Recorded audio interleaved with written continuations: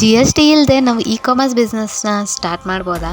ಇದು 1 ವರ್ಷದಲ್ಲಿ 1 ಕೋಟಿ ಸಂಪಾದನೆ ಮಾಡೋ ಚಾಲೆಂಜ್ ಡೇ 8. ಹೌದು, GST ಇಲ್ಲದೆ ಕೂಡ ನಾವು ಇ-ಕಾಮರ್ಸ್ ಬಿಸ್ನೆಸ್ನ ಸ್ಟಾರ್ಟ್ ಮಾಡ್ಬೋದು. ಆದರೆ ಕೆಲವೊಂದು ರೂಲ್ಸ್ನ ಫಾಲೋ ಮಾಡಬೇಕಾಗತ್ತೆ.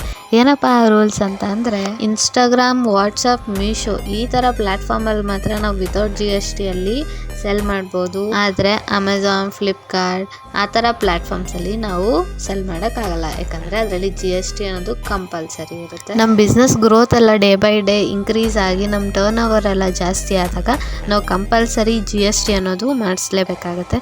ಸೊ GST ಮಾಡಿಸಿದ ಮೇಲೆ ಬೇಕಾದರೆ ನಾವು ಯಾವುದೇ ಥರ ಫ್ಲಿಪ್ಕಾರ್ಟ್, ಅಮೆಝಾನ್ ಪ್ಲ್ಯಾಟ್ಫಾರ್ಮ್ಸಲ್ಲಿ ನಾವು ಸೆಲ್ ಮಾಡ್ಬೋದು. GST ಇಲ್ದೇ ಈ ಥರ ಇ-ಕಾಮರ್ಸ್ ಬಿಸ್ನೆಸ್ ಸ್ಟಾರ್ಟ್ ಮಾಡೋದ್ರಿಂದ ನಮ್ಗೆ ಯಾವ್ಯಾವ ಥರ ಅಡ್ವಾಂಟೇಜಸ್ ಇದೆ ಅಂತಂದರೆ, ಡಾಕ್ಯುಮೆಂಟೇಶನ್ ಫೈಲಿಂಗ್ ಅನ್ನೋದು ಕಮ್ಮಿ ಇರುತ್ತೆ, ಯಾವುದೇ ಥರ ಅನ್ವಾಂಟೆಡ್ ಟ್ಯಾಕ್ಸ್ ಇರಲ್ಲ, ಪ್ರತಿಯೊಬ್ಬರು ಈ ಬಿಸ್ನೆಸ್ನ ಕಮ್ಮಿ ಇನ್ವೆಸ್ಟ್ಮೆಂಟಿಂದ ಸ್ಟಾರ್ಟ್ ಮಾಡ್ಬೋದು.